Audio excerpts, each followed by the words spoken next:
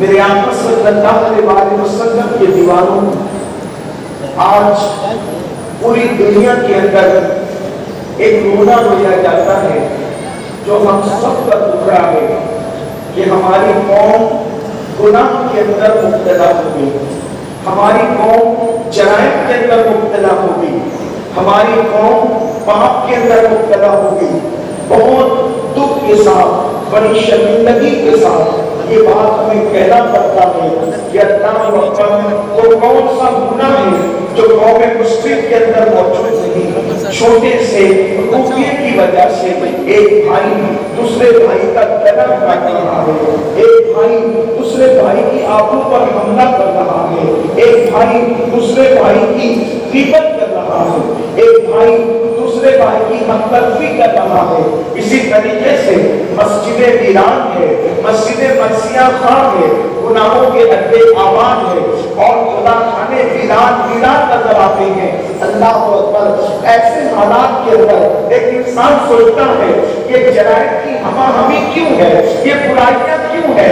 میرے آقا صلی اللہ علیہ وسلم کے پیارے دیوانوں 16 سال کے لڑکے جو ہیں اللہ اکبر نشے کی لعنت میں ڈوبے ہوئے ہیں۔ اللہ اکبر، شادی سے پہلے اپنا سارا سرمایہ حیات بدکاری کے دہلیز پر لٹا کر کے آتے ہیں، وہ سب کچھ کر چکے ہوتے شادی سے پہلے، جس کا کبھی انسان شادی سے پہلے شریف آدمی تصور بھی نہیں کر سکتا۔ بیٹیوں کا حال یہ ہے، بہت ساری بیٹیاں کسی اور کا ہاتھ پکڑ کر کے جا رہی ہے۔ اللہ اکبر، مشرکین کے ہاتھ میں ہاتھ دے کر اپنے ماں باپ کو چھوڑ کر کسی اور کا گھر بسا رہی ہے۔ یہ سارے حالات ہیں اور اس کے پیچھے سب سے بڑی وجہ کیا ہے؟ اللہ اکبر، انسان گناہ کیوں کرتا ہے، انسان جرم کیوں کرتا ہے؟ کہیں پر بہوؤں کو جہیز کی بنیاد پر اتنا تنگ کیا جا رہا ہے کہ بیٹیاں اللہ اکبر دریاؤں میں خودکشی کرنے پر مجبور ہے، ٹرین کی پٹریوں پر کٹنے پر مجبور ہے، زہر پینے پر مجبور ہے۔ اللہ اکبر، کہیں پر حالات ایسے ہیں ہر جہنم قدے بنے ہوئے ہیں، شوہر بیوی کو پیار نہیں دے پا رہا ہے، بیوی شوہر سے وفا نہیں کر پا رہی ہے۔ یہ سارے حالات کیوں کر گئے؟ اس کی سب سے بڑی وجہ کیا ہے؟ اگر ہم دیکھیں گے تو پتا چلتا ہے انسان گناہ کیوں کرتا ہے، انسان حق تلفی کیوں کرتا ہے، انسان جرائم کیوں کرتا ہے، انسان اللہ کی نافرمانی کیوں کرتا ہے۔ اس کی سب سے بڑی وجہ جب دلوں سے اللہ کا خوف نکل جاتا ہے، دلوں سے اللہ کی خشیت نکل جاتی ہے، دلوں سے اللہ رب العزت کا ڈر نکل جاتا ہے، انسان جانوروں سے زیادہ برا ہو جاتا ہے۔ اللہ اکبر، اس لیے کہ جس انسان کو ہونے کا تصور نہ رہے، جس انسان کو یہ تصور ختم ہو جائے کہ اللہ دیکھ رہا ہے، اللہ دیکھ رہا ہے، وہ اللہ دیکھ رہا ہے جس نے فرعون جیسے کو اس کے گناہ کی وجہ سے دریا میں غرق کر دیا، وہ اللہ دیکھ رہا ہے جس نے نمرود کو لنگڑے پتھر سے اس کے جرائم کی وجہ سے ہلاک کر دیا، وہ اللہ دیکھ رہا ہے جس نے بخت نصر کو اللہ اکبر مٹی چٹا دی، تمام برباد کر دیا، اس کی حکومت کا نشہ اللہ کافور کر دیا گیا، وہ اللہ دیکھ رہا ہے جس نے شداد کی بنائی ہوئی جنت سے وہ جس شداد کی خود ساتھ میں بنائی ہوئی جنت کے اس کو دیکھنے سے پہلے اس کو موت کے گھاٹ اتار دیا، وہ اللہ دیکھ رہا ہے جس کی طاقت کا عالم یہ ہے انک بطشربک لشدید، تیرے رب کی پکڑ بڑی سخت ہے۔ اللہ اکبر، گناہ کوئی کرے اللہ اس کی پکڑ کرتا ہے، گناہ کوئی کرے اللہ اس کو سزا دیتا ہے، گناہ کوئی کرے اللہ اس کے کرتوت کی اس کو سزا دیتا ہے۔ اچھی طرح یاد رکھیں، جب انسان کے دل سے اللہ کا خوف نکل جائے، خدا کی خشیت نکل جائے، تو پھر اس سے کوئی خیر کی امید نہیں کی جا سکتی۔ اور ایک بات آپ کو بتا دوں، اگر نبی کا بیٹا بھی جرم کرے اللہ نبی کے بیٹے کو بھی سزا دیتا ہے۔ جب اولاد پیغمبر کو سزا مل سکتی ہے، ہمارے کیا اوقات ہے؟ کیا نوح علیہ السلام کے بیٹے کو نوح علیہ السلام کی نگاہوں کے سامنے غرق نہیں کر دیا؟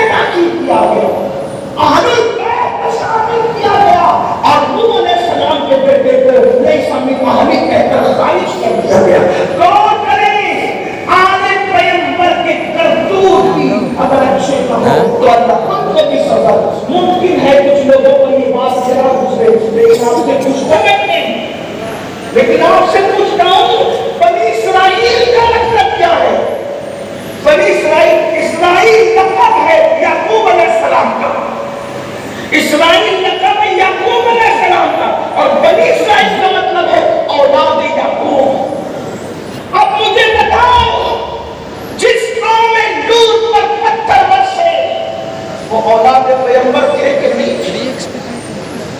جن کو ہواؤں کے ذریعے تباہ کر دیا گیا وہ اولاد پیغمبر تھے کہ نہیں تھے؟ جن کو زمین کے زلزلے میں پھنسا دیا گیا وہ اولاد پیغمبر تھے کہ نہیں تھے؟ اب آپ سے پوچھنا چاہتا ہوں، جن کا شجرہ نسب قرآن بیان کرے اتنا اوتھینٹک ہو کہ قرآن ان کو اولاد پیغمبر کہے اور پھر یہ بھی کہے کہ اپنی ان کی شکل سور اور بشر، کیا ہمیں عبرت کے لیے کافی نہیں ہے؟ قرآن کہتا ہے فَاعْتَبِرُوا يَا أُولِي الْأَبْصَارِ، اے آنکھ والو عبرت حاصل کرو۔ میں آپ سے پوچھنا چاہتا ہوں، میری قوم کے جوانوں، رات کی تاریکیوں میں نرم نرم کٹوں پر لیٹ کر زنا کی فلمیں دیکھنے والوں، شراب کے اڈوں کو آباد کرنے والوں، اپنی بیویوں پہ ظلم کرنے والوں، اللہ اکبر، مسجدوں کو ویران کرنے والوں، قرآن کے ساتھ ظلم کرنے والوں، قرآن کو تاک کے اندر رکھ کر کے قرآن کو بھول جانے والوں، قرآن کو پیٹ کے پیچھے ڈال دینے والوں، اور اپنی بہنوں سے کہتا ہوں، اے میری بہنوں مجھے بتاؤ، اللہ اکبر، تم نے دوپٹوں کو مفلر بنا دیا، باریک اور پتلے لباس تمہاری پہچان بن گئے، اجنبی مردوں سے تم نے باتیں شروع کر دی، فون پر لمبی گفتگو اجنبی مردوں سے کی جاتی ہے۔ اللہ اکبر، ایک زمانہ وہ تھا مسلمان عورتوں کی آواز کبھی پڑوس میں سنائی بھی نہ دیتی تھی، پڑوس میں کتنی عورتیں رہتی ہیں یہ پڑوسی کو پتہ نہ ہوتا تھا، کس کی بیٹی بالغ ہے نہیں معلوم ہوتا تھا، کس کی بیٹی نابالغ ہے نہیں معلوم ہوتا تھا۔ افسوس، جس قوم کے گھروں کے پردے اور تقدس کا عالم یہ تھا، آج اس قوم کی بیٹیاں دین سے اتنی دور ہو گئی، دین سے اتنی بیگانی ہو گئی، آج فیشن، سیریل، فلم، اس کے نام پر بیٹیاں بے آبرو ہو رہی ہے، آوازی کا شکار ہو رہی ہے، برائیوں کا شکار ہو رہی ہے، بے پردگی کا شکار ہو رہی ہے۔ سن لو، حضرت لوط علیہ السلام کی بیوی، اس کو اللہ قیامت کے دن جہنم میں داخل فرمائے گا۔ پیغمبر کی بیوی بھی جہنم میں جائے گی، وجہ کیا؟ وجہ کیا تھی؟ وجہ کیا تھی؟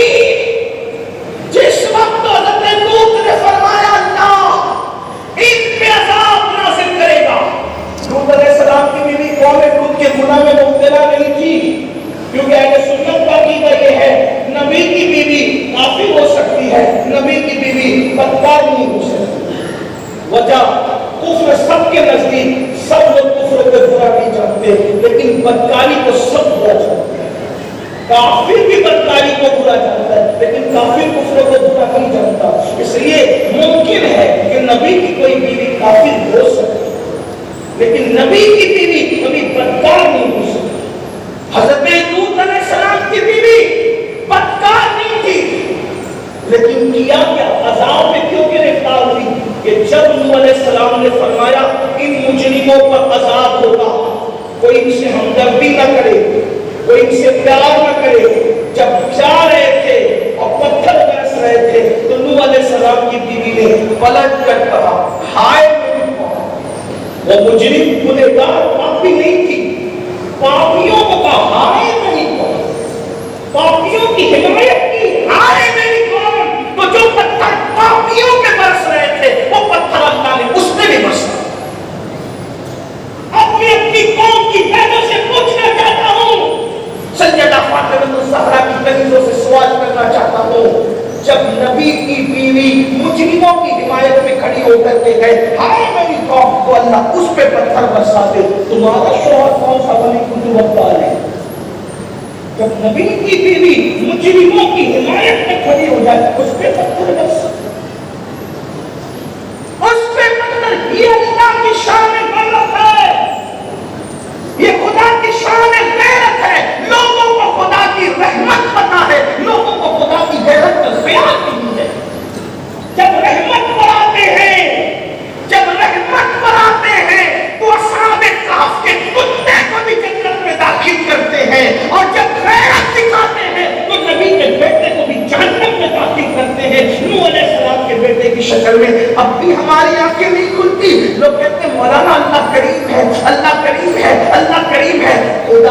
کریم جان کر کے گناہ کرنے والوں خدا کو قادر جان کر کے زہر کیوں نہیں کھاتے؟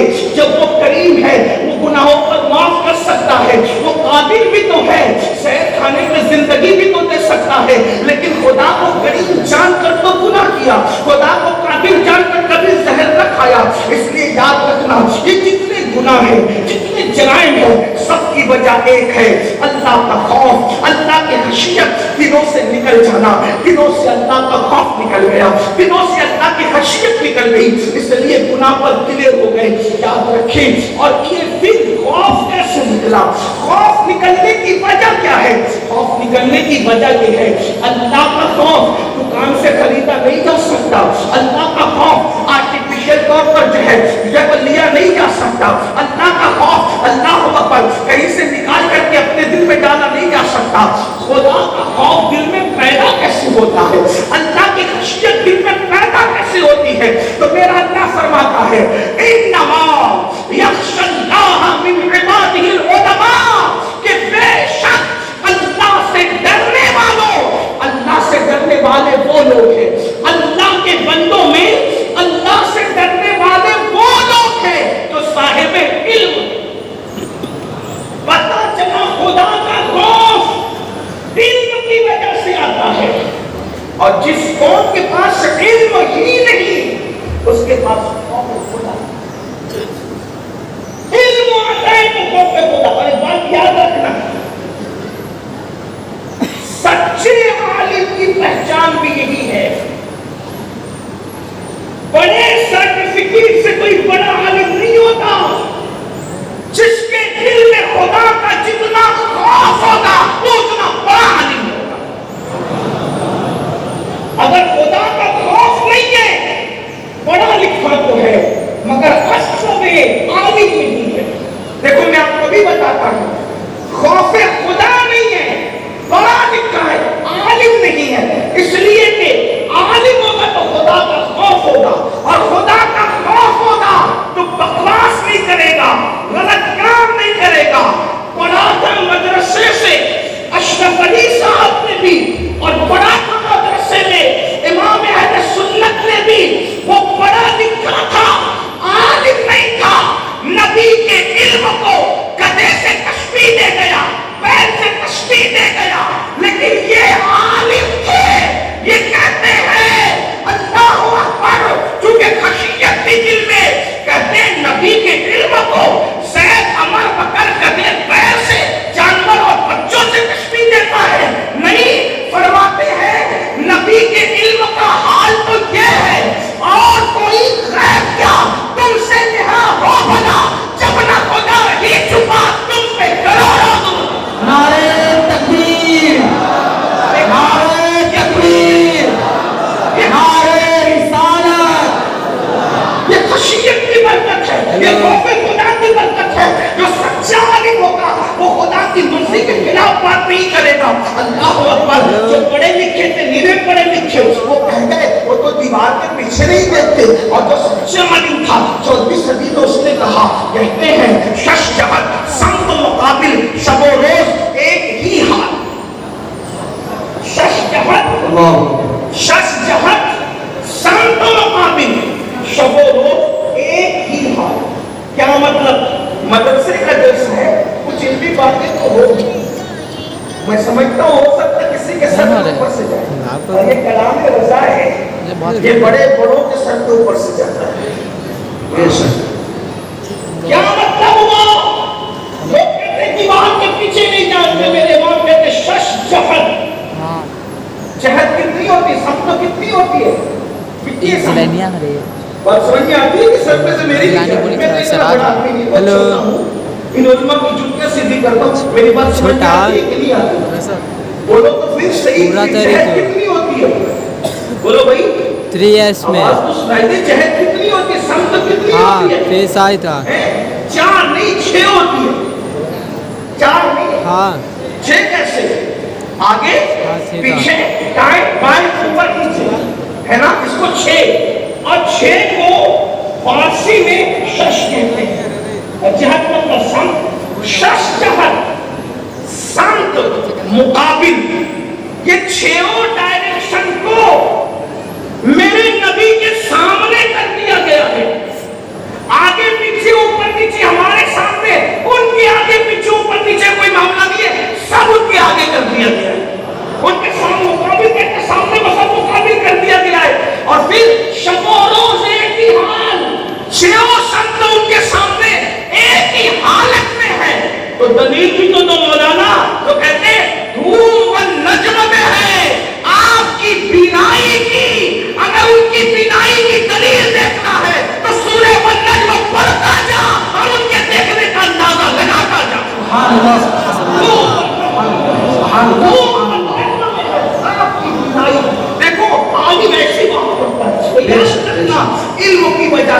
خشیت آتی ہے، علم کی وجہ سے خوف آتا ہے۔ آج میری قوم کا حال یہ ہو گیا، اللہ اکبر، بڑی معذرت کے ساتھ دیکھو، دنیاوی ایجوکیشن کے ہم لوگ مخالف نہیں، بلکہ الحمدللہ فقیر کو یہ جو آپ کے سامنے بہت حقیر سا آدمی بیٹھا ہے، ایک انگلش اسکول اور جونیئر کالج کا چیئرمین میں بھی ہوں، سنی دعوت اسلامی الحمدللہ انگلش اسکول کے ادارے چلا رہی ہے۔ عشق رسول کے ماحول کے اندر الحمدللہ ہمارے یہاں ادارے چل رہے ہیں۔ ہمارے امیر نے کہا کہ عشق مصطفیٰ کے ماحول میں ہمیں انگریزی تعلیم کو عام کرنا ہے۔ ہم دنیاوی ایجوکیشن کے مخالف نہیں، لیکن میں اپنی قوم کے بھائی اور بہنوں سے ایک سوال کرنا چاہتا ہوں۔ دیکھو، جب بچہ پیدا ہوتا ہے ہم اس کا پلان کرتے ہیں، ڈاکٹر بنائیں گے، انجینئر بنائیں گے، ٹیچر بنائیں گے، لائر بنائیں گے، جسٹس بنائیں گے، پائلٹ بنائیں گے، یہ بنائیں گے، وہ بنائیں گے۔ سچ کہنا مسلمانوں اور ایمان لگتی کہنا، خدا کی بارگاہ میں کھڑے ہونے کے تصور سے کہنا، ڈاکٹر بنانے کا سوچا، انجینئر بنانے کا سوچا، لائر بنانے کا سوچا، جسٹس بنانے کا سوچا، کیا اپنے بچے کے بارے میں یہ بھی سوچا کہ میں اس کو مسلمان بناؤں گا؟ کیا میں اپنے بچے کو مسلمان بناؤں گا؟ میں اپنی بیٹی کو مسلمان بناؤں گا؟ کیا اس کے بارے میں بھی سوچا؟ آپ کہیں گے کہ کیسا مولوی اٹھا کر کے لائے، آپ ایسی بات کرتے ہیں مسلمان بنانے کا؟ کیا ہمارے بچے مسلمان نہیں؟ میں پوچھنا چاہتا ہوں، ہر چیز کی ایک کنڈیشن ہوتی ہے، کیا ہمارے بچوں میں اور ہم میں وہ کنڈیشن پائی جا رہی ہے؟ Made in India. اگر تم نے مذہب تلاش کرا سکتا ہے تو اللہ کو ایسے مذہب سے کوئی اللہ پاک کو حاجت نہیں، وہ حاجتوں سے پاک ہے۔ خدا نجات تمہارے بنائے ہوئے مذہب کی بنیاد پر نہیں دے گا، خدا تو نجات مصطفیٰ جان رحمت کے لائے ہوئے مذہب کی بنیاد پر دے گا۔ وہ مذہب کہاں ہے ہمارے اندر جو اللہ کے رسول نے صفا کے چبوترے سے دیا تھا؟ وہ مذہب کہاں ہے ہمارے اندر جو میرے آقا علیہ السلام نے مسجد نبوی کے منبر سے دیا تھا؟ وہ مذہب کہاں ہے ہمارے اندر جو خطبہ حجۃ الوداع میں ایک عالمی منشور کی شکل میں مصطفیٰ جان رحمت نے دیا تھا؟ مجھے بتاؤ، نماز چھوڑ کر بھی اسلام ہے؟ بتاؤ کسی حنفی، شافعی، مالکی، حنبلی سے پوچھو، ایسا بھی کہیں اسلام ہے جس میں نماز نہیں؟ بتاؤ تو صحیح، کتنے لوگ نماز پڑھتے ہیں، مسجد ویران ہے؟ ہم نے اپنے بچے کو ایسا مسلمان بنایا؟ ہاں، اگر اسکول جانا تو صبح 5 بجے ٹھوکر مار کے اٹھایا، یہی ہے نا؟ اسکول جانا ہے تو صبح 5 بجے سردی میں بھی ٹھوکر مار کر اٹھایا، لیکن فجر کی نماز کا وقت آیا تو خود بھی سوتا رہا اور اپنے بچوں کو بھی سونے دیا۔ جو قوم اسکول کے کلاس روم کی تعلیم سے زیادہ اپنے مذہب کو اہمیت نہ دے، خدا کی عبادت کو اہمیت نہ دے، اس قوم کو مسلمان کہلانے کا حق کیا ہے؟ میں یہ نہیں کہتا سب کافر ہو گئے، لیکن کچھ تو خیال کرو نا، یہ جلسے لطیفہ گوئی کے لیے نہیں، یہ جلسے ہنسی مذاق کے لیے نہیں، یہ جلسے خود احتسابی کے لیے ہے۔ سوچو تو، مولوی کے سامنے بہانے بنا سکتے ہو، مولوی کو اپنی دادا گیری کی بنیاد پہ دبا سکتے ہو، لیکن مولا کے سامنے کوئی بہانہ نہیں چلے گا، نہ وہاں کسی کی بابا گیری چلے گی، نہ وہاں کسی کی دادا گیری چلے گی، تمہاری چرب زبانوں پہ مہر لگا دی جائے گی۔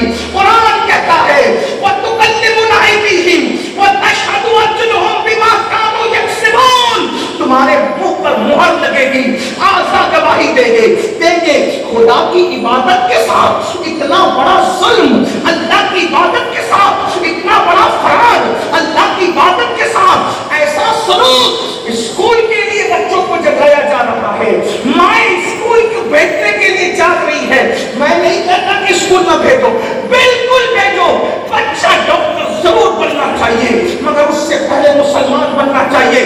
پوری ذمہ داری سے کہہ دوں، پتہ نہیں کہاں تک آواز جائے گی، ڈاکٹر کا باپ ہونا ہمارے لیے کوئی فخر کی بات نہیں ہے، مگر مسلمان کا باپ ہونا ہمارے لیے فخر کی بات ہے۔ ہم مسلمان، ہمارا باپ مسلمان، ہمارا دادا مسلمان، ہمارا بیٹا مسلمان، ہمارا پوتا مسلمان۔ ہمارے تکلیف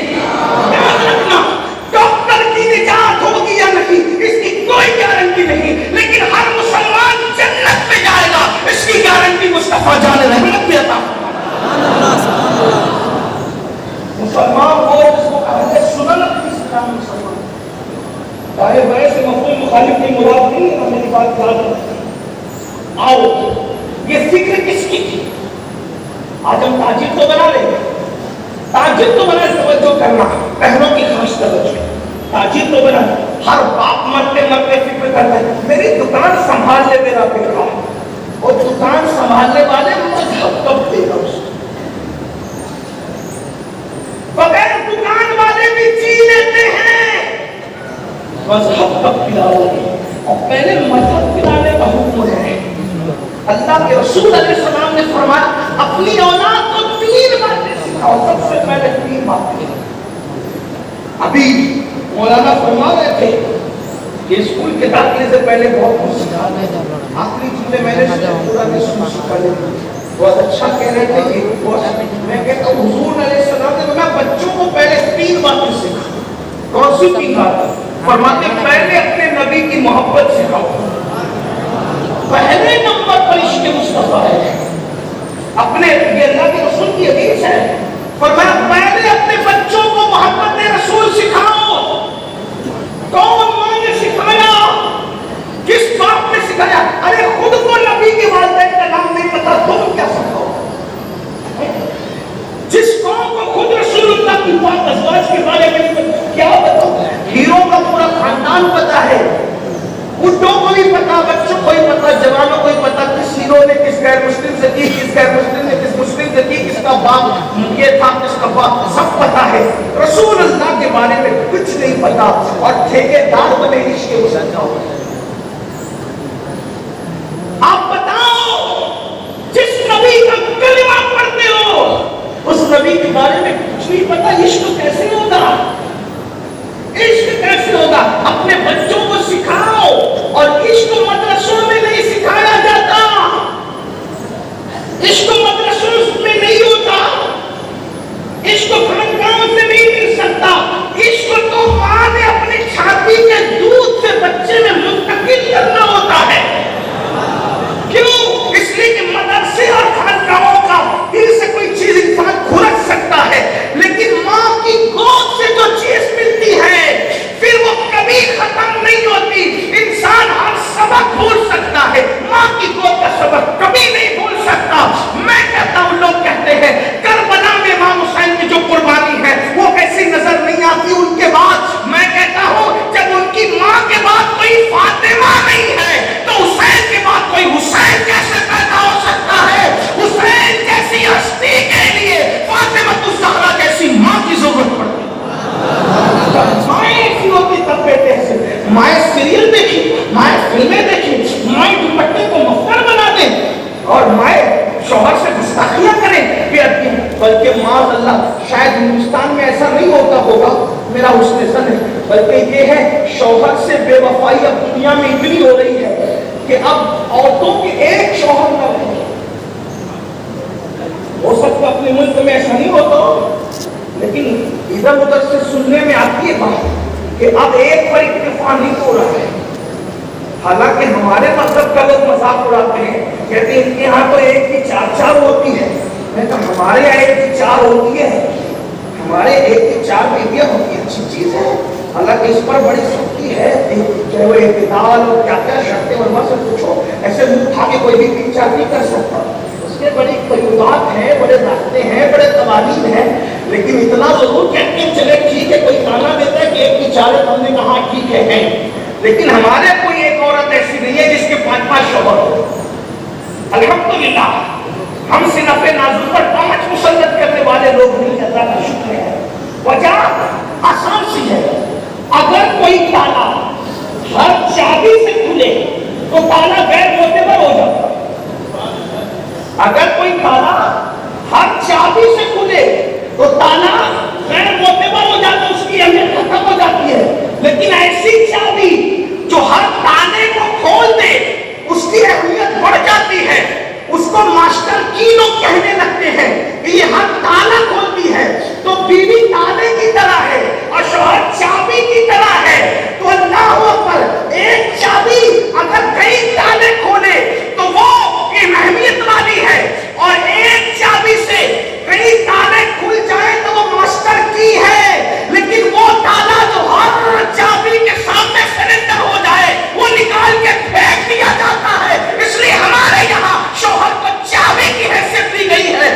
جتنا طاقت ہوگا وہ اتنے تالے کھولتے رہے گا، لیکن کسی عورت پر اتنا بوجھ نہیں ڈالا گیا ہے کہ وہ اتنوں کا بوجھ اٹھا سکے، 4 بھائیوں کا 5 بھائیوں کا۔ ہمارے یہاں تقدس ہے، ہمارے یہاں پہ اتنا احتیاط ہے، اگر بھائی ہے تو اس کو دیور کہتے ہیں، اور دیور کے ساتھ بھابھی کو اکیلے بیٹھے نہیں آتے۔ ہمارے تقدس یہ ہے، ہمارے تقدس یہ ہے۔ میں بہت بات دس کر رہا تھا، پہلے نبی کی محبت سکھاؤ، اور نبی کی محبت کیسے سکھاؤ گے؟ صلی اللہ علیہ وسلم ان کی سیرت پڑھاؤ، ان کے واقعات پڑھاؤ، ان پہ درود پڑھنے کی عادت ڈالو، بتاؤ نبی کتنے خوبصورت تھے، بتاؤ نبی کتنے حسن والے تھے، بتاؤ نبی کتنے جمال والے تھے۔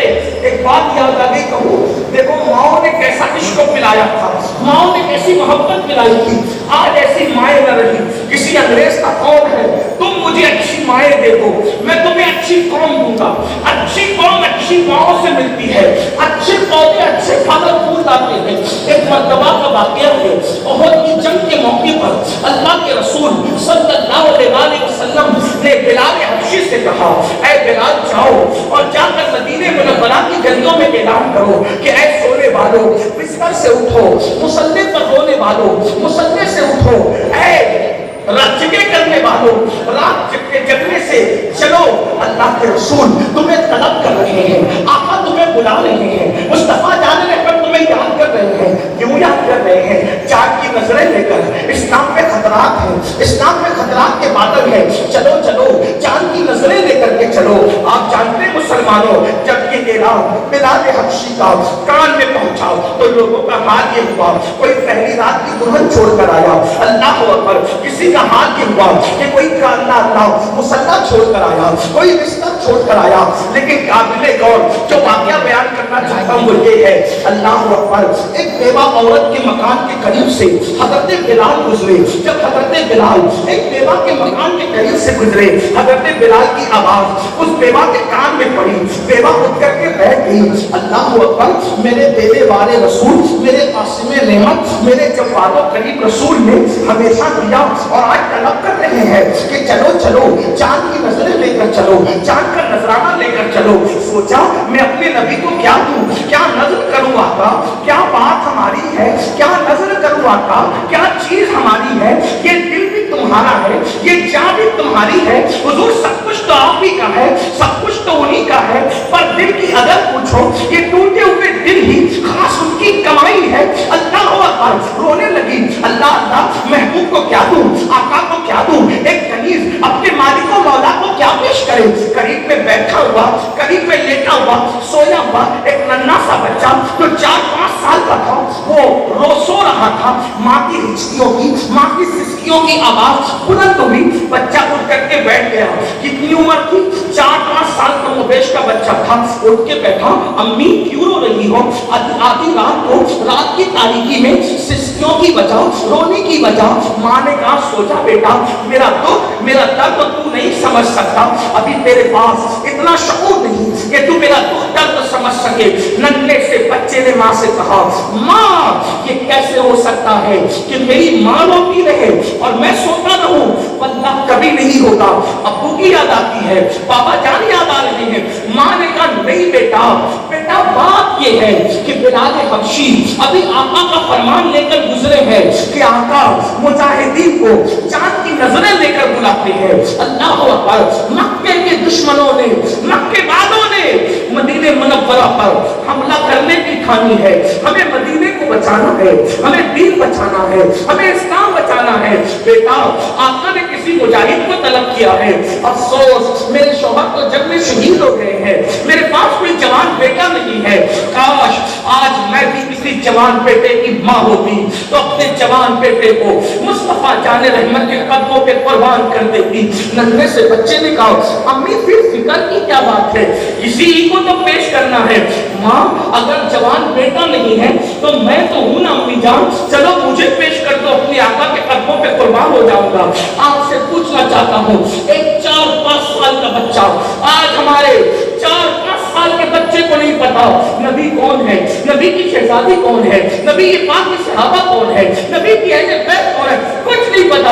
ارے بڈھوں کو جن کی سفید گئی، ان کو نہیں پتا، 30-35 سال والوں کو نہیں پتا۔ جانتے اگر کوئی پوچھ لے، اللہ اکبر، ایک سوال آیا تھا، بہت پڑھایا لکھا ماں باپ نے، بہت پڑھایا لکھایا ماں باپ نے، پوچھنے والا پوچھتا ہے ان میں سے کون نبی نہیں ہے؟ ان میں سے حضرت جبریل کا نام بھی تھا، ان میں سے کون نبی نہیں ہے؟ تو پڑھے لکھے صاحب نے جواب دیا موسیٰ نبی نہیں ہے۔ یہ حالات ہے، یہاں تک ہے کون نبی نہیں، یہ حالات ہے۔ اللہ اکبر، تباہ ہونے والی قوم کا طریقہ وہی ہے جو ہم کر رہے ہیں، برباد ہونے والی قوموں کا انداز وہی ہوتا ہے جو ہم کر رہے ہیں۔ سن لو، 4-5 سال کے بچے کے دل میں اس ماں نے محبت رسول اتنا بچہ بسا دیا تھا کہ 4-5 سال کا بچہ کہہ رہا تھا ماں اگر جوان بیٹا نہیں تو مجھے لے چلو اور آقا کے قدموں پہ قربان کر دو۔ اللہ اکبر، ماں خوش ہو گئی، اللہ اللہ میری تربیت برابر ہوئی، میری تربیت برابر ہوئی، ہاتھ پکڑا اور مسجد نبوی شریف کی طرف چلی۔ جب گئی تو کیا دیکھا؟ میرے آقا صفیں درست کروا رہے ہیں، مجاہدین کو احد کے میدان میں لے جانے کے لیے صفیں درست کروا رہے ہیں۔ عورت کھڑی ہوئی ہے، خاتون کھڑی ہوئی ہے، نظر پڑی تو آقا نے بلال حبشی سے کہا اے بلال پوچھو وہ خاتون کیوں آئی؟ آج عورتوں کا کام تو نہیں مجاہدین کو میدان میں لے کے جانا ہے، عورتوں کا کام تو نہیں۔ حضرت بلال حبشی پہنچے، مائی کیا بات ہے؟ بلال آپ سے بات نہیں کرنا، بات تو رسول اللہ سے کرنی ہے۔ بلال حبشی نے کہا حضور نے بیٹا بات کیا ہے؟ تو کہنے لگی اتنی جلدی بھول گئے، آپ نے مجاہد مانگا تھا نا حضور کے لیے تو میں مجاہد لے کر آئی ہوں۔ آقا کو میرے پاس کرم فرمانے کے لیے، عنایتوں کے لیے عرض کرے کہ حضور تشریف لائیں۔ آقا آئے، فرمایا کیا بات ہے؟ خاتون نے کہا آقا میرے شوہر جنگ میں شہید ہو گئے ہیں اور آپ نے مجاہد مانگا ہے۔ آقا میرے پاس کوئی جوان بیٹا نہیں ہے سرکار، یہ ننھی سی امانت لائی ہوں، حضور اس کو قبول کر لیجئے۔ میرے آقا خوش ہوئے، بچے کے سر پہ ہاتھ رکھا اور فرمایا اے خاتون حق و باطل کا معرکہ قیامت تک چلتا رہے گا، تیری نیت اچھی ہے اللہ مجھے جزا دے گا، اللہ اس کا اجر دے گا۔ کیا ایک چھوٹا بچہ ہے، اس پر جہاد نہیں ہے، ایک چھوٹا بچہ ہے، نہ تلوار اٹھا سکتا ہے، نہ تیر چلا سکتا ہے، نہ لیزر سنبھال سکتا ہے، نہ دشمن کے ساتھ مقابلہ کر سکتا ہے، لے جا نیت اچھی اللہ تجھے صلہ عطا کرے گا۔ اور پھر اس کے بعد دعائیں دی حضور کی دعا لے کر، جب وہ ماں پلٹنے لگی تو بچے نے ماں کا ہاتھ تھاما اور ماں کو رکنے کے لیے کہا اور اس کے بعد میرے آقا سے کہا یا رسول اللہ میرے ماں باپ کے قربان، میری ماں تو روزانہ سونے سے پہلے مجھے یہ درس دیتی ہے کہ نبی کی چوکھٹ وہ چوکھٹ ہے جہاں پر جانے والا کبھی خالی نہیں جاتا۔ یا رسول اللہ میں کیسے خالی جاؤں؟ آقا میں تلوار نہیں اٹھا سکتا، نیزہ نہیں اٹھا سکتا، دشمن سے لڑ نہیں سکتا، لیکن اگر جنگ ہوگی آپ کی نالین پر اگر غبار آئے گا میں اس کو اپنے سینے پہ لے کے آپ کی نالین کی حفاظت تو کر سکتا ہوں۔ یہ جذبات بچوں کے دلوں میں کس نے پیدا کیا تھا؟ ماں نے پیدا کیا، گھر کا ماحول تھا۔ اس لیے میرے آقا فرماتے اپنے بچوں کو سب سے پہلے محبت رسول، عشق رسول سکھاؤ، اور پھر فرمایا پھر دوسرے نمبر پہ کیا سکھاؤ؟ اہل بیت کی محبت اہل بیت سکھاؤ، رسول اللہ کی اہل بیت کی محبت، اس لیے کہ اہل بیت کی محبت کی برکت سے ایمان کی حفاظت ہوگی۔ ترمذی شریف کے حدیث میں میرے آقا فرماتے جو مجھ سے اور میری اہل بیت سے محبت کرے گا جنت کے جس درجے میں میں رہوں گا اسی درجے میں محبین اہل بیت کو بھی رکھا جائے گا۔ اور تیسری بات ان کو قرآن کی تعلیم، 3 باتوں کی بات، محبت رسول، محبت آل رسول اور قرآن کی تعلیم۔ تینوں میں کیا دیا؟ کیا دیا ہم نے اپنے بچوں؟ اللہ کی باتوں میں کھڑے نہیں ہونا، رب کی باتوں میں کھڑے نہیں ہونا۔ سن لو میرے آقا فرماتے کلکم راعٍ وکلکم مسئول عن رعیتہ، کہ تم میں ہر شخص ذمہ دار ہے اور ہر ذمہ دار سے اس کے ماتحت کے بارے میں پوچھا جائے گا، اپنے بچوں کے بارے میں پوچھا جائے گا۔ تو نمازی تھا تو بچوں کو نمازی بنایا کہ نہیں بنایا؟ تو نے داڑھی رکھی تو بچوں کو رکھوائی کہ نہیں رکھوائی؟ بات تو یہ کہ ابا داڑھی رکھتے، جوان بیٹا رکھتا ہے تو باپ کہتا ہے چھوڑ یار یہ مولوی گیری۔ حضور کی سنت کا مذاق اڑائے گا مسلمان، حضور کی سنت میں تلوار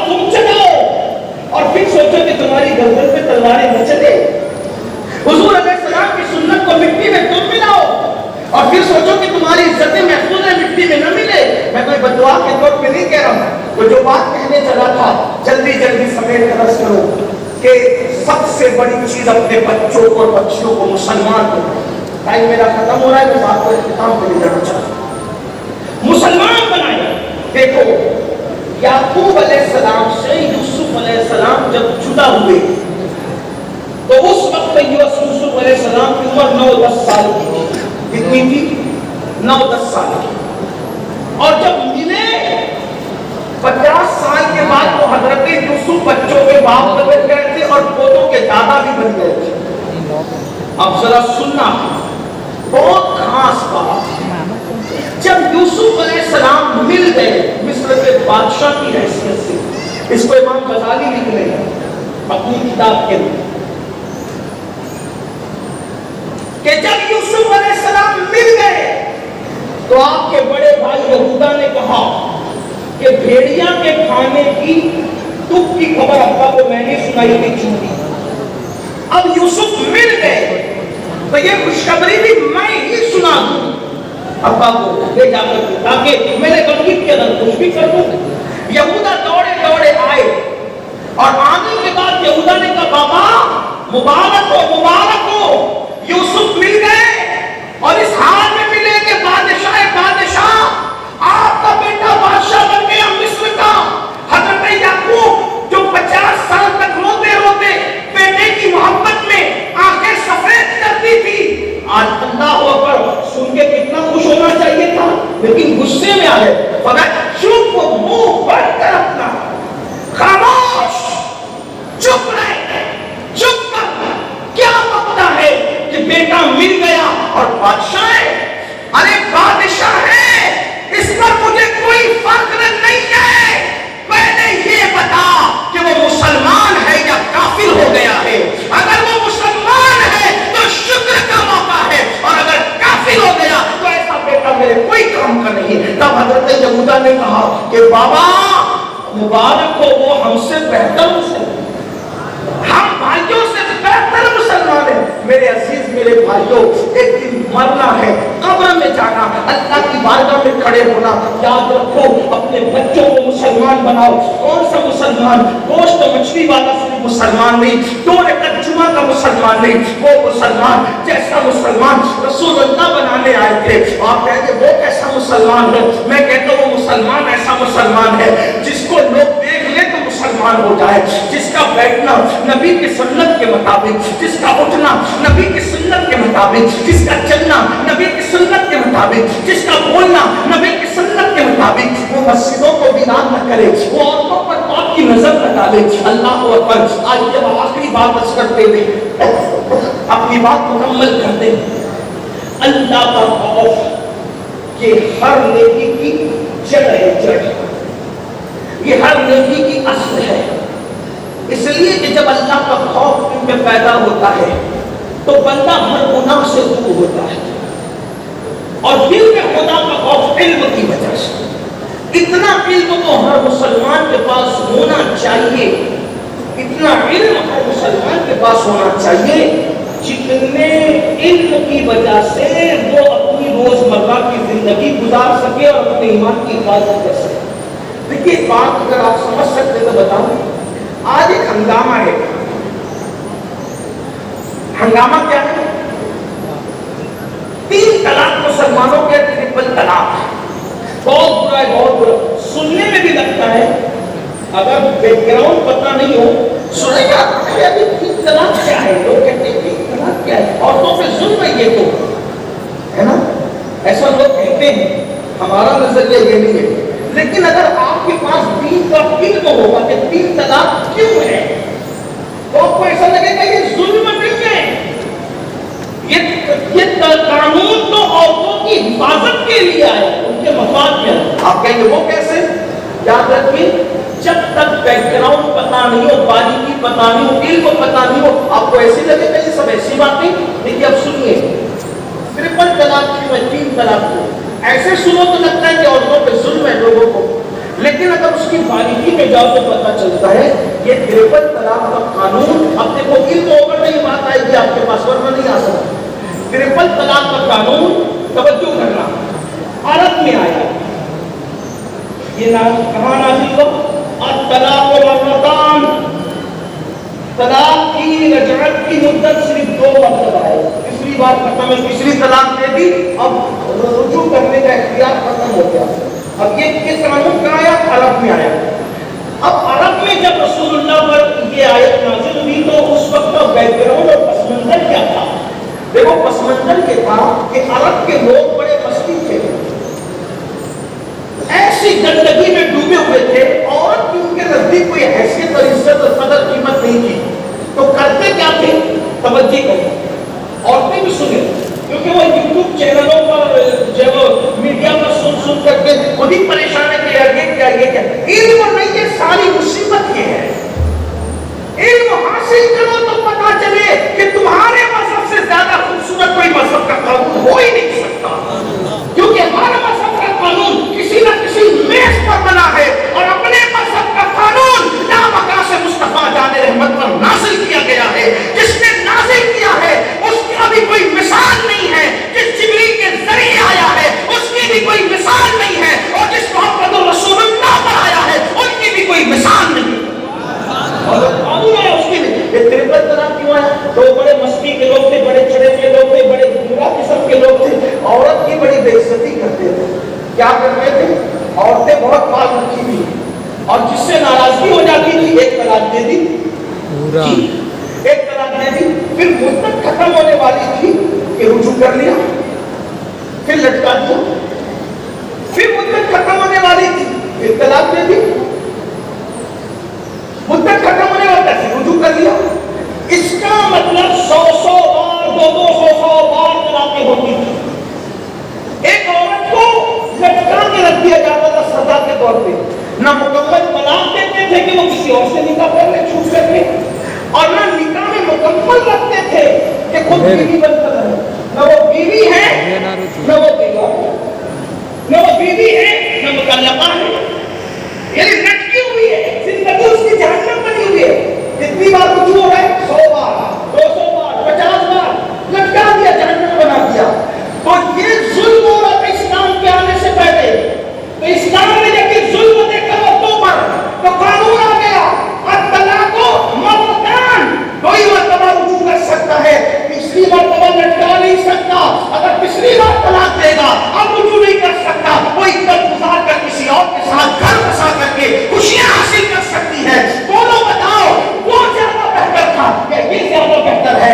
بلاؤ کسی جسٹس کو، بلاؤ کسی وکیل کو، بلاؤ کسی شریف انسان کو اور مقدمہ کرا لو کہ وہ جہنم بنانا عورت کی زندگی بہتر تھا یا پھر طلاق کا قانون لانا بہتر تھا. یہ تو عورت کی حمایت میں آیا، عورتوں کی بہاؤ کے چار حکم اسلام میں کہا علم نہیں ہے اللہ کے بندو. پہلی بات تو حکم ہی نہیں ہے، پہلی بات تو 4 کا حکم ہی نہیں ہے. اور پھر میں نے کہا اجازت ہے، اجازت اور حکم میں فرق ہے نا. اجازت کا مطلب کیا؟ بھائی دیکھو تقریر میری اب 10 منٹ 15 منٹ چلے گی، جس کو بیٹھنا ہے بیٹھو، جانے جاؤ، اس کو کہتے ہیں اجازت. ارے یار اتنی دور سے بیٹھنا ہی پڑے گا، یہ حکم ہے. سمجھے؟ اجازت حکم نہیں ہے. چاہتا اگر حکم ہوتا تو یہ مولانا کو پیچھے رہتے. نماز کا حکم ہے کہ نماز سے پیچھے نہیں ہے. تو اگر 4 کا حکم ہوتا تو 4 سے پیچھے رہتے. حکم نہیں میرے بھائی، اجازت ہے، اور اجازت کے لیے اختیار ہے، چاہے تو کرو چاہے تو نہ کرو. اب یہ 4 کی اجازت کیوں آئی؟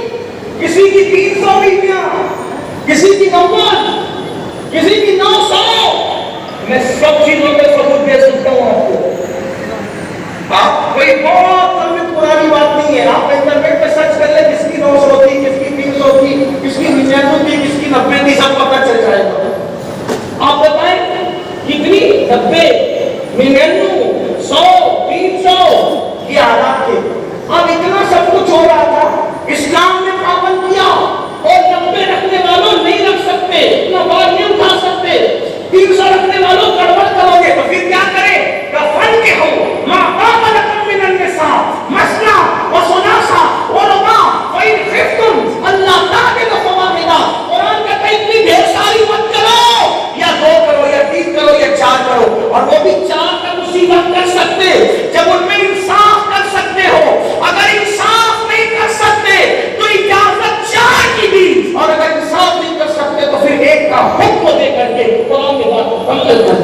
تو عورتوں پر 4 کی بات نہ کر کے 90 سے بچایا نا، 300 سے بچایا نا، 50 سے بچایا نا. اب آپ مجھے بتائیں یہ عورتوں کے مفاد میں ہے یا عورتوں کی مخالفت میں ہے؟ لیکن یہ بات کب پتہ چلے گی جب علم ہوگا. علم نہیں ہے. لوگ مدرسوں کو اس لیے ختم کرنا چاہتے ہیں تاکہ اس طرح کی باتیں کرنے والے تمہیں نہ مل سکے.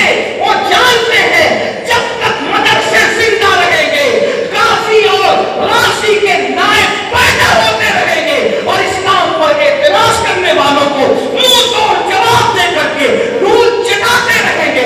جب تک مدرسوں کا وجود رہے گا مجدد الفسانی کا نائب پیدا ہوگا، عبدالرحمن کی پہلی کا نائب پیدا ہو کر اکبری فتنے کو دھول چٹائے گا. اس لیے لوگ مدرسوں کو زہر کی نظر سے دیکھ رہے ہیں، ورنہ اسکولوں میں بھی علم ہے، مدرسوں میں بھی علم ہے، لیکن دونوں کو الگ نظر سے دیکھنے کی وجہ کیا ہے؟ تو اسکولوں سے الہام پھیلانا ان کو آسان ہے اور مدرسوں سے دین پھیلانا حقیقتیں پھیلیں. اس لیے میں آپ سے کہتا ہوں اپنے مدرسوں کی قدر کرو، اپنے بچوں کو مدرسہ پڑھاؤ اور اتنا پڑھاؤ کہ وہ یہ دین سیکھ سکے. تو آخری بات کرنے چلا ہوں یہ اگر علم ہوگا اللہ کا خوف ہو، اللہ کی خشیت ہوگی اور یقین مضبوط ہوگا اللہ دیکھ رہا ہے. بس اسی بات پوری ہوگی اللہ دیکھ رہا ہے. اور جب یہ یقین مضبوط ہوگا کہ اللہ دیکھ رہا ہے، اللہ دیکھ رہا ہے، تو اللہ دیکھ رہا ہے، یہ یقین مضبوط ہوگا آدمی گناہ خود کو خود چھوڑ. دو چیزیں، یا تو کسی کا عقیدہ یہ کہ اللہ نہیں دیکھ رہا ہے. اگر کسی کا عقیدہ کہ اللہ نہیں دیکھ رہا ہے تو اس کے کافر ہونے میں شک ہے. اگر کسی کا عقیدہ یہ کہ اللہ دیکھ رہا ہے اور اللہ دیکھ رہے پھر بھی گناہ کرے تو وہ کتنا بڑا مجرم. ابا دیکھ رہے سگریٹ نہیں پیتا، CCTV کیمرے کی زد میں پان کھایا ہوا نہیں تھوکتا، تھوک نہیں رہے CCTV کیمرے کی زد میں، اور اللہ دیکھ رہا ہے زنا ہو رہا ہے، اللہ دیکھ رہا ہے شراب پی رہا ہے، اللہ دیکھ رہا ہے چوری کر رہا ہے، اللہ دیکھ رہا ہے جھوٹ بول رہا ہے، اللہ دیکھ رہا ہے جرائم کر رہا ہے. اس سلسلے میں جو آخری روایت پڑھنا تھی وہ یہ یاد رکھنا، جب بھی کوئی گناہ دعوت دے اور جب بھی نفس گناہ کی طرف بدلائے تو اس تصور کے ساتھ کہ اللہ دیکھ رہا ہے اس گناہ کو چھوڑ دینا. اگر ایک گناہ چھوڑ دو تو میرے آقا فرماتے ہیں اللہ دیکھ رہا ہے کہ تصور سے جو ایک گناہ تنہائی میں چھوڑ دے اللہ بے حساب اس کو جنت نعیم میں داخل فرمائے. اور ایک روایت تو یہ ہے، ایک مرتبہ کا واقعہ ہے، یہ روایت حضور کو بہت پسند کی، واقعہ بھی پسند تھا. کم و بیش 7 مرتبہ ابن عمر کہتے کم و بیش میں نے 7 بار سنا جبکہ میں بچہ تھا. بچپنے میں نے اتنا سنا تو بڑوں نے کتنا سنا ہوگا کہ میرے آقا علیہ السلام نے فرمایا بنی اسرائیل میں ایک جوان تھا، اس کا نام کفل تھا، اور کفل اتنا پاپی اور مجرم تھا کہ اس کو کوئی خوف ہی نہیں، کوئی خوف نہیں، پاپ کرتا تھا، جرائم کرتا تھا، گناہ کرتا تھا. بلکہ اگر بطور مفہوم عرض کیا جائے سمجھانے کے لیے تو اس کو زنا کا اتنا شوق تھا کہ ہر دن کفل اپنا شکار ڈھونڈنے کے لیے نکلا کہ کوئی خوبصورت لڑکی کو میں رات کے لیے تلاش کروں تاکہ اس کے ساتھ میں عیاشی کر سکوں. تو وہ جیسے ڈھونڈنے نکلا تو دیکھا سامنے سے ایک خوبصورت لڑکی آ رہی ہے، خوبصورت لڑکی آ رہی ہے اور اس کو ہے پیسوں کی ضرورت اور وہ محلے کے شریف لوگوں سے قرضہ مانگ رہی ہے، لیکن کوئی بندہ اس کو قرضہ دیتا نہیں، کوئی اس کی مدد کرتا نہیں. کفل نے سوچا مجبور ہو کر آئی ہے، آج اس کی مجبوری کا میں پورا فائدہ اٹھاؤں گا. کفل کے قریب آئی، کفل نے کہا کیا بات ہے؟ لڑکی نے کہا کچھ پیسوں کی ضرورت ہے اور زمان کی کوئی دیتا نہیں. کفل نے جتنی ضرورت تھی اس سے بہت زیادہ اس کی جھولی میں ڈال دی. جب اس کی جھولی میں کئی سکے پڑے ضرورت سے زیادہ تو اس نے دامن سمیٹ کر تشکر کی نگاہ سے کفل کو دیکھا. کہتے ہیں کہ انسان احسان کا بندہ ہوتا ہے. جب تشکر کی نگاہ سے کفل کو دیکھا تو کفل نے کہا اتنا بڑا احسان کر کے لڑکی اس سے کچھ نہیں مانگتا، بس اتنا چاہتا ہوں کہ چل کبھی میرے گھر چل کے میرے ساتھ بیٹھ جا۔ لڑکی انکار نہ کر سکی اور چلی گئی۔ آگے بات بڑھانے سے پہلے چند جملے دل کے درد کے طور پہ پیش کرنا چاہتا ہوں۔ ہم لوگ قوم اور ملت کے ٹھیکیدار حضرت ہوتے ہیں۔ جب قوم کی کوئی بیٹی کسی مشرک اور کسی پیر کا مذاق اڑانے والے کے ساتھ بھاگتی ہے، ہم ایک دوسرے کو ویڈیو شیئر کرتے ہیں، بھاگ گئی بھاگ گئی بھاگ گئی، کیا اس کے ہم ذمہ دار نہیں ہیں؟ جب وہ غربت کی چکی میں پس رہی تھی، ہم کہاں تھے؟ جب اس کے سر پہ دوپٹہ نہیں تھا، ہم کہاں تھے؟ جب اس کی شادی کا انتظام نہیں ہو رہا تھا، ہم کہاں تھے؟ جب وہ اپنے باپ پر بوجھ بنی ہوئی تھی، ہم کہاں تھے؟ ہاں، ہم تو اپنی بیٹی کی منگنی پر 5-5 10-10 لاکھ روپے خرچ کر کے اپنی جھوٹی شہرت کا لوہا منوانا چاہ رہے تھے۔ ہاں، ہم تو اپنے پیر کی مزار پر 1 لاکھ کی چادر چڑھا کر کے اپنے پیر کے وفاداروں میں نام لکھوانے کے لیے جھوٹی شہرت کے لیے چکر میں پڑے ہوئے تھے۔ میں پیر کی چادر کا مخالف نہیں واللہ، لیکن یہ کہتا ہوں لاکھ کی چادر کی ضرورت ہمارے پیروں کو نہیں ہے۔ 1000 کی چلا دو اور 99,000 بچا کر کے کسی بیٹی کی اسی بزرگوں کے نام سے آبرو بچا دو۔ وہ لاکھ کی چادر پر جتنا خوش ہوں گے اس سے زیادہ کسی بیٹی کی آبرو بچانے پر خوش ہوں گے۔ لیکن افسوس میری قوم کو یہ شعور نہ رہا۔ ہاں، ہم کروڑوں کے گنبد تو بنا سکتے ہیں اور مینار تو بنا سکتے ہیں، لیکن کروڑوں روپیہ لگا کر قوم کی بچیوں کے لیے کوئی صاف و شفاف پردے کی پابندی کے ساتھ ادارہ قائم کرنے کا نہیں سوچ سکتے۔ میں کہتا ہوں اسلام بڑے گنبدوں کا قائل نہیں ہے، اسلام تو اچھے انسان بنانے کا قائل ہے، آبرو کے تحفظ کا قائل ہے۔ حضور علیہ السلام نے جب مسجد بنائی ضرورت کے مطابق بنائی، لیکن جب انسان بنائے صدیق اکبر جیسے انسان بنایا، کوئی لا سکتا ان کی مثال؟ عمر بن خطاب جیسے انسان بنایا، کوئی لا سکتا ان کی مثال؟ عثمان غنی جیسے انسان بنایا، کوئی لا سکتا ان کی مثال؟ مولا علی جیسے انسان بنایا، کوئی لا سکتا ان کی مثال؟ صاحب، سعید، طلحہ، زبیر، ابو عبیدہ ابن الجراح، بلال حبشی، خالد ابن ولید، اللہ اکبر، مصعب ابن عمیر، حضرت شماس، یہ وہ ہستیاں ہیں کہ روئے زمین پر چلے تو یوں لگے جیسے عرش فرش پر آ گیا۔ ایسی ہستیاں بنائی رسول اللہ نے۔ لیکن افسوس آج قوم کی فکر کتنی ہے، جلسہ سننے کے لیے تو سب جمع ہوتے ہیں، لیکن جلسے پہ عمل کرنے کے لیے کتنوں کی توجہ ہے۔ آؤ قوم کی بیٹیوں کی عزت کو تحفظ دیں، مرتد ہونے والوں کو بچائیں، اللہ اکبر، دین کا کام کریں۔ اس وقت علماء کرام کے قریب آؤ، علماء کرام ماشاءاللہ کام کر رہے ہیں۔ میری گزارش ہے کہ علماء کے قریب آؤ، سنی دعوت اسلامی جیسی تحریکیں آپ کے درمیان ہے، اس کے پلیٹ فارم سے وابستہ ہو جاؤ اور خود نیک بنو، دوسروں کو نیک بناؤ، عشق رسول کا پیغام کرو۔ سنی دعوت اسلامی کی خصوصیت اس وقت یہ ہے، یہ تحریک نہ ووٹ کی ہے، نہ نوٹ کی ہے، نہ شخصیت پرستی کی ہے، یہ تحریک صرف بھٹکے ہوئے آہو کو مدینہ منورہ لے جانے کی تحریک ہے۔ سب کو آقا کے قدموں سے قریب کرنے کا خواب دیکھتے ہیں ہم۔ میں جوانوں سے کہتا ہوں جہاں سے آئے ہو سکے آپ اپنے علاقوں میں برانچز قائم کریں، جڑے دین سے، شریعت سے جڑے، لوگوں کے ایمان عقیدے کی حفاظت کریں۔ تو میرے آقا علیہ السلام کے پیارے دیوانوں، میں بات یہ کر رہا تھا، کس نے جب اس لڑکی کو دیا پیسہ تو اس دور میں نہیں بنا تھا، لیکن سمجھانے کے لیے جب مال دیا، پیسہ دیا تو لڑکی کو اپنے ساتھ لے گیا۔ آج بھی مال کی وجہ سے، موبائل کی وجہ سے، زیور کی وجہ سے، شادی کی دعوت کی وجہ سے بیٹیوں کی آبرو سے کھیلا جا رہا ہے۔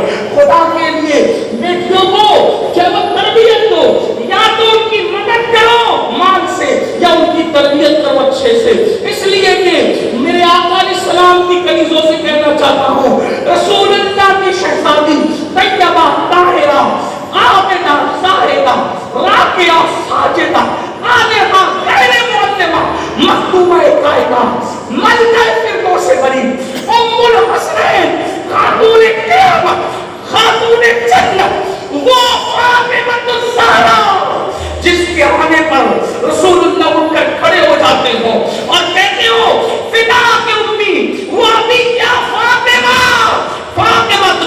ماں باپ قربان ہو جائیں. رسول اللہ کی شہزادی نے ایسے دن بھی گزارے کہ جب دوپٹے پر پیون لگانے کے لیے کپڑا نہیں ملا تو اونٹ کے چمڑے کا پیون لگا. اونٹ کے چمڑے کا پیون نبی کی شہزادی کے دوپٹے میں. جب آقا نے اپنی بیٹی کے سر میں اونٹ کے دوپٹوں کے چمڑے کے پیون والا دوپٹہ دیکھا, حضور سید الصابرین رو پڑے. جب آقا روئے تو مولا علی اور سیدہ فاطمہ بھی رو پڑی. تو میرے آقا نے فرمایا غم نہ کرو, دنیا والوں کے لیے دنیا کی نعمت, محمد اور آل محمد کے لیے جنت کی نعمت. سیدہ فاطمہ کے گھر میں ایک مہینے چولہا نہیں جلا, ایک مہینہ. پوچھتا ہوں آپ سے, اگر میرے آقا کی شہزادی چاہتی روز جنت کا کھانا آتا, روز جنت کا لباس آتا, ارے ان کے بیٹوں کا بیٹا جوانا سادہ کو کٹورے میں سمیٹ کر بلا سکتا ہے, تو سیدہ تو بڑی شان والی ہے. سیدہ وہ جنت سے روزانہ کھانا بلا لیتی جب کپڑے, لیکن یہ کرامتوں کے بعد میں تو اضافہ ہو جاتا, مگر غریبوں کے لیے اس کا کون کرتا ہے. سیدہ نے اس لیے دوپٹے پہ چمڑے کا پیون لگا دیا, اس لیے پھٹا ہوا کپڑا پہن لیا تاکہ قوم کی بیٹیوں کو بتا دے جب نبی کی شہزادی شان سے زندگی گزار سکتی ہے تو تمہیں غربت سے گھبرانا نہیں چاہیے, تمہیں کسی اور کے ساتھ ہاتھ پکڑ کے بھاگنا نہیں چاہیے. سیدہ فاطمہ کی زندگی کو پڑھو, قوم کی بیٹیوں سے پوچھو, پڑھے تو صحیح آج کیا ہو رہا ہے. تو کس نے اس لڑکی کو ساتھ لے گیا, یہی کہہ رہا تھا, نکل گئی بات اور لے کر کے بیٹھ گیا. سارے کھڑکی دروازے کفل نے بند کر دیے, اور بند کرنے کے بعد کفل نے کھڑکی دروازے بند کرنے کے دھیرے دھیرے اس لڑکی کی طرف کھسکنا شروع کیا. جیسے کھسکنا شروع کیا لڑکی کانپنے لگی, اس کے بدن پر کپ کپی تاری ہوئی. وہ لڑکی اٹھ کے کھڑی ہوئی.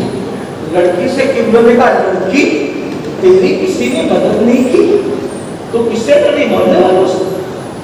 وہ مدد کرتے بھی تو تجھے ڈرنے کا اختیار تھا, تو ڈرتی بھی کیسے کہ میں نے سارے کھڑکی دروازے بند کر دیے, وہ دیکھتی بھی رہے, وہ نہیں دیکھ رہے, کوئی محلے والا نہیں دیکھ رہا ہے, تو کس سے ڈر رہی ہے. وہ بھی اس سے جنہوں نے کوئی مدد نہیں کی, کوئی نہیں دیکھ رہا ہے, سب کھڑکی دروازے بند ہے. لڑکی نے کپ کپی والی آواز میں کہا, کفل میں جانتی ہوں کہ تو جو گناہ میرے ساتھ کرنا چاہتا ہے وہ تو پہلی بار نہیں کر رہا ہے, یہ گناہ تو روز کرتا ہے, تیرے لیے روز کا ہی ہے, لیکن آج سے پہلے یہ گناہ بدکاری کا میں نے کبھی نہیں کیا, اور میں محلے والوں سے نہیں ڈر رہی ہوں. کس میں دیکھی سوچ کے ساتھ ترس رہی ہوں کہ سارے دروازے تمہیں بند کر دیے, لیکن ایک دروازہ کھلا ہوا ہے, اور وہ دروازہ اللہ اور بندے کے درمیان ہے, اور اس دروازے کو کوئی بند نہیں کر سکتا. اس دروازے کو بند کرنا نہ تیرے اختیار میں نہ میرے اختیار میں. کس لو اللہ سے ڈر, اللہ دیکھ رہا ہے. کس لو اللہ سے ڈر, اللہ دیکھ رہا ہے. میں اس لیے کانپ رہی ہوں کہ کل اللہ کی عدالت میں جب کھڑے ہوں گے تو میں کس منہ سے بتاؤں گی کہ میں نے کس لو کے ساتھ بیٹا کیوں کیا تھا, کیسے کیا تھا, کس طرح کیا تھا. اللہ کو میں کیسے جواب دوں گی, کیونکہ اللہ کی بارگاہ میں تو اعمال کا جواب دینا ہے نا. فَمَن يَعْمَلْ مِثْقَالَ ذَرَّةٍ خَيْرًا يَرَهُ وَمَن يَعْمَلْ مِثْقَالَ ذَرَّةٍ شَرًّا يَرَهُ. کس لو اللہ سے ڈر, اللہ دیکھ رہا ہے. اتنا سننا تھا, دل سے جو بات نکلتی اثر رکھتی ہے, دل سے نکلی کفل جیسے ظالم کے دل پہ پڑی, کفل جیسے سخت دل کے دل پہ پڑی. اللہ اکبر. اس نے کہا, اے لڑکی تو غریب ہو کر اللہ سے اتنا ڈرتی ہے, میں تو نعمت والا ہوں, میرے پاس اتنی نعمتیں ہیں, اور اللہ جب دیکھ رہا ہے تیری بات تو صحیح ہے, وہ دروازہ کوئی بند نہیں کر سکتا جو اللہ اور بندے کے درمیان کھلتا ہے. اور کہا اللہ جب دیکھ ہی رہا ہے تو اب میں تیرے ساتھ کچھ نہیں کرتا, یہ سارے پیسے تیرے, دولت تیری, مال تیرا لے کے جلدی نکل, جلدی سے چلی جا. سنو مسلمانوں, میرے آقا علیہ السلام فرماتے ہیں, ادھر وہ لڑکی کفل کے مکان سے باہر نکلی, اللہ کی شان. ادھر وہ لڑکی کفل کے مکان سے باہر نکلی, اور ادھر حضرت اسرائیل علیہ السلام موت کا فرشتہ کفل کے گھر میں داخل ہو گئے اور کفل کی روح نکالی. اس کا مطلب اگر کفل نہیں نکالتا اس لڑکی کو تو کس حالت میں موت آتی. किस हालत में वो मरता, और सुन लो जो जिस हालत में मरेगा उसी हालत में उठाया जाएगा। हजाम की कुर्सी पर दाढ़ी उड़ाने के लिए कितनी हिम्मत से बैठते हो, अगर उसी हालत में मौत आ गई अल्लाह को मुंह क्या करेगा? नरम नरम गद्दों पर गंदी फिल्में देखते हो, उसी हालत में मौत आ गई अल्लाह को मुंह क्या दिखाओ? किसी को गाली देते हो, जबान से गाली निकली, उसी हालत में मौत आ गई अल्लाह को मुंह क्या दिखाओगे? सफर में कानों के अंदर गाने सुनते हो, म्यूजिक लगा करके अल्लाह अकबर नाचते गाते सफर करते हो, उसी हालत में मौत आ गई अल्लाह को मुंह क्या दिखाओगे? मुसलमानों अल्लाह से डरो, अल्लाह देख रहा है। किस्म ने लड़की को घर से बाहर किया, मौत का फरिश्ता उसी वक्त आया, किस्म की रूह निकली, रूह निकलने के बाद जंगल की आग की तरह ये बात फैल गई, किस्म मर गया मर गया मर गया मर गया। उस साहिदा ने कुछ को कहने लगे, चलो किस्म मर गया, इतना पापी था, इतना बदकार था, इतना मुजरिम था, ऐसा था वैसा था, उसका मुंह कैसा होगा, उसका हाल कैसा होगा। लेकिन कुछ लोगों ने कहा कुछ भी था मगर मुसलमान था, जनाजे में तो जाना ही होगा। जब लोग उसके दरवाजे पर आए, उसके घर के दरवाजे पर आए, तो नूर के कलम से इबारत लोगों ने देखी, नूर के कलम से इबारत लिखी थी, इन्नल्लाह ताला कद गफर लिल किस्ल। मतलब क्या? किस्ल ने अल्लाह के डर से एक गुनाह छोड़ दिया था कि अल्लाह देख रहा है। अल्लाह ने फरमाया हमने उसे एक गुनाह छोड़ने की वजह से उसके सारे गुनाहों की मगफिरत कर दी, उसको माफ कर दिया। जिंदगी में एक गुनाह छोड़ा, अल्लाह देख रहा है। आओ हमें भी अल्लाह देख रहा है। इल्म आम करो। अब तक जिन्होंने कुरान नहीं पढ़ा, रमजान शरीफ आने से पहले पहले कुरान खत्म कर लो। लेकिन कुरान उसी से पढ़ना जिसका सीना साहिब कुरान की मोहब्बत का मदीना हो। ऐसा ना हो कुरान पढ़ाए और मोहब्बत रसूल छीन ले, इसका ख्याल करना। अल्लाह से दुआ है अल्लाह पाक हम सबको अमल की तौफीक दे। गुफ्तगू के दरमियान कोई गलती हो गई तो अल्लाह माफ करे। अस्तगफिरुल्लाह रब्बी इन्ना रब्बी लगफूरुर रहीम व मा अलैना इल्लल बलाग। अस्सलामु अलैकुम व रहमतुल्लाहि व बरकातहू।